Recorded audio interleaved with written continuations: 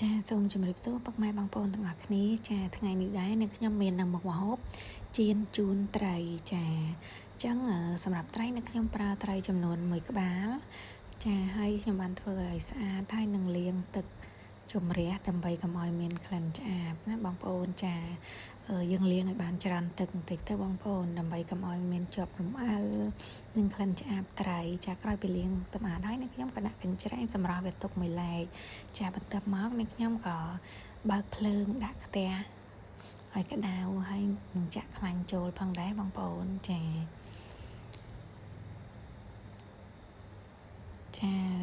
នឹងខ្ញុំមើលតែខ្លាញ់នឹងក្តៅល្អហើយគឺដាក់ត្រីចូលដើម្បីបំពងត្រីនឹងឲ្យបានក្រៀមបន្តិចចាទើបយើងយកទៅចៀនជូនណាបងប្អូនចាអញ្ចឹងសម្រាប់ត្រីគឺយើងដាក់ភ្លើងមកល្មមរៀងក្រៀមបន្តិចទើបនឹងខ្ញុំស្រង់វាចេញទុកមួយអន្លើចាចាបន្ទាប់ពីត្រីរបស់យើងបានចៀនរួចរាល់ហើយនឹងខ្ញុំក៏ចាបន្ទាប់មកនឹងខ្ញុំដាក់ខ្ទះនិងខ្លាញ់ចូលដើម្បីលីងខ្ញីរបស់យើងណាបងប្អូនព្រោះខ្ញីនឹងខ្ញុំអត់ប្រើដាក់ខ្ញីឆាវទេគឺខ្ញុំយកមកបំពងជាមួយខ្លាញ់ដើម្បីរៀងក្រៀមបន្តិចទៅយកទៅឆាចៀនជូនណាបងប្អូនចានេះគឺខ្ញីរបស់ខ្ញុំបានចាត់ជាចំណែកតូចមកល្មមហើយនឹងខ្ញុំឆាវាកូរចុះកូរឡើងដើម្បីឲ្យវារៀងក្រៀមបន្តិច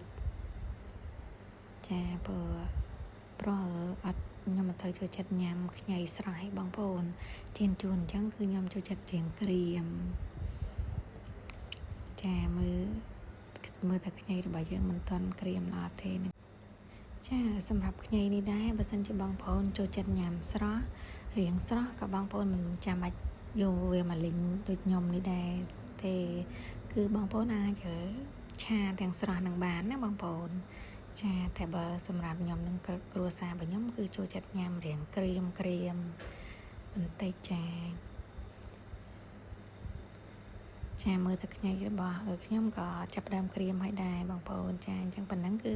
រួចរាល់ហើយចាអញ្ចឹងនាងខ្ញុំក៏ដាក់ខ្លាញ់ហើយបំពងខ្ទឹមសរបស់យើងណាបងប្អូនចាយើងបំពងវារៀងក្រហមបន្តិចទៅនឹងខ្ញុំចាក់សៀងចូលចាហើយសៀងនេះដែរគឺនាងខ្ញុំដាក់សៀងផ្អែមបងប្អូនចាខ្ញុំដាក់សៀងប្រៃទេព្រោះខ្លាចយកទៅឆាទៅវារៀងប្រៃហើយខ្ញុំដាក់ជាមួយនឹងម្សៅស៊ុបស្ករស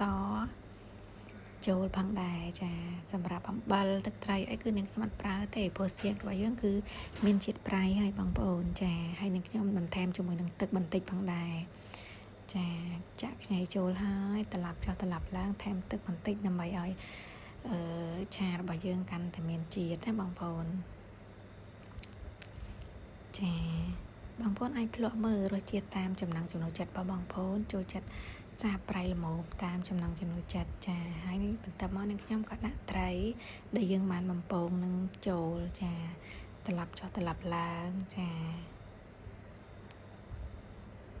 ត្រឡប់ចុះត្រឡប់ឡើងបែបនេះណាបងប្អូនដើម្បីឲ្យត្រីរបស់យើងចូលជាតិចាបងប្អូនអញ្ចឹងគឺចៀនជូនត្រីរបស់នាងខ្ញុំគឺឆ្អិនហើយបងប្អូនចាបើសិនជាបងប្អូនចូលចិត្តម្ទេសបងប្អូនអាចដាក់បន្ថែមពីលើបានណាបងប្អូនដោយសារខ្ញុំអត់ចូលចិត្តម្ទេសអញ្ចឹងខ្ញុំមិនបានដាក់ចូលក្នុងនេះទេបងប្អូនចាសូមអរគុណ